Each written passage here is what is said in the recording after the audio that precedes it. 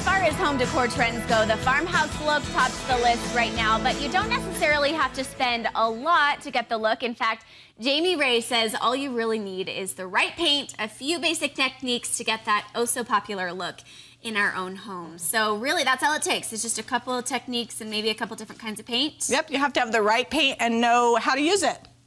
So we brought with us today some milk paint and chalk paint, and we're going to talk a little bit about the differences and the different looks that you can achieve depending on the product that you're using.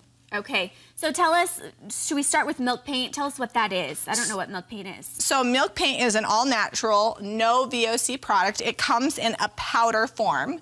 So you have to add water to it, and then you mix it up, and you can paint with it, and it naturally chips and crackles and makes things look aged. Okay, and you've brought an example of that. Is this a bench? It is. It's a bench.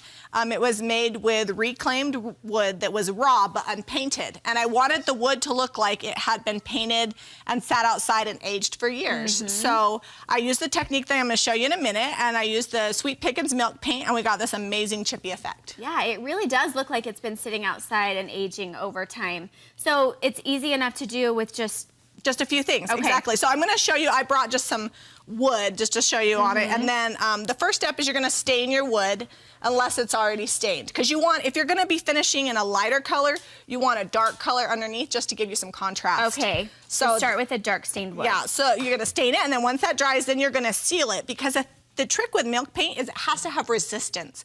So if there's nothing for it to resist against, it won't chip off. Okay, so and you're doing that with just a spray paint sealer? With shellac, yeah, or you could use polyacrylic or anything that's going to give it a nice shine, even lacquer. But I like spray shellac, works great. Okay. So this is a shellac, and then the next one we've got is actually has our milk paint on it, and you can see that it's crackled already, but it's not yet distressed. So I brought my sanding block to kind of show you what it looks like when you distress it. So this is just after you painted it? Like it's... So once it's dry, this is what it would look like. Once it's dry. This is 2 coats.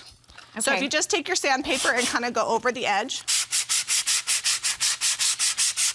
you can see that. Yeah, and it does it very really easily quickly. There. Now it looks like really old wood. So what else have you painted with this technique?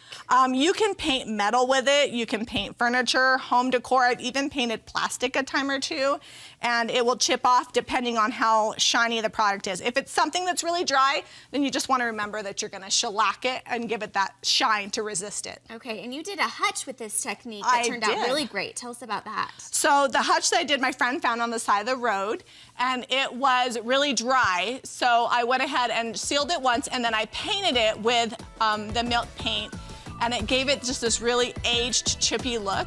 And it's really easy. You can just see me, I'm just using a regular brush, and I'm not being super particular. Milk paint is really forgiving. So you don't have to be the best painter in the world. It's still gonna look amazing when you're finished. Okay, is it very thick? No, it's like a melted milkshake consistency once it's mixed up. And usually the first coat looks funny, but once you get that second coat on there, it looks great. It really starts taking shape, and it does look really good. That's a really cool technique. And I really paint that fast. I'm just kidding. Don't you wish we could just have superpowers to paint that fast? Exactly. Okay, so tell us next about this chalk paint, because I think people are probably more familiar with chalk paint. Yeah, chalk paint is really popular in the DIY world because you don't have to sand. It's minimal amount of prep. It comes pre-mixed, so you don't have to add the water like you do with milk paint, and it gives you a little bit more control. Milk paint, you don't really know exactly how it's gonna chip. Chalk paint, it will only come off where you're distressing it. Okay. So it's a really great tool to use, and you can also spray this through your spray gun. So you can brush it and you can spray it. Okay, so that's a nice for some people. Yeah, and for a big project, if you don't want your arm to fall off, it's nice to be able to spray it. It's a lot faster. And you painted the chair with chalk paint. Exactly, and that gives you a little bit more of a modern farmhouse look. So it's just distressed on the edges, and then I painted it with chalk paint, distressed it with sandpaper, and then I sealed it. And it's just a really nice modern look. If you're not really into the super chippy, it gives you a farmhouse look, just a little bit different. And so what else have you painted with the chalk paint? You have some examples of that? I have painted just about everything that doesn't move. I think I've been on here with a few of them. I have dyed coffee filters. I have done pillows. I've done like stencils on pillows. Oh, wow. I have painted leather with it. So you could just pretty much paint almost anything with it. Okay, and we're seeing some things that you've Oh yeah, also and so that was painted. done with milk paint. You can see that it's super duper chippy, and that was an awesome buffet. And then that was with chalk paint. So you can see it's got cleaner lines, it's slightly distressed on the edges.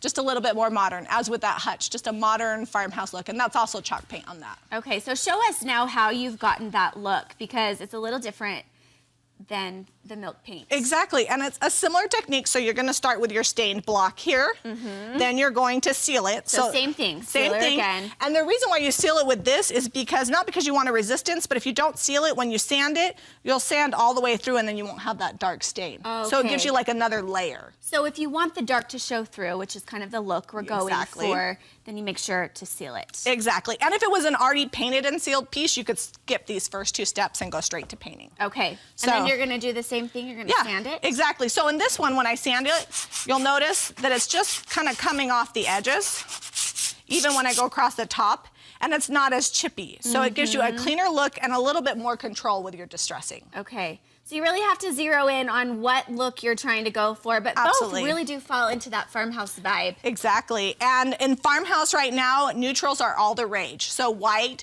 grayish, gray, even black is coming in with a few pops of color. Okay, and where can we find all of this paint? Go to JamiRayVintage.com. I have tutorials, a blog, and I sell the paint. Okay, well, thanks so much, Jami. Thanks for having me.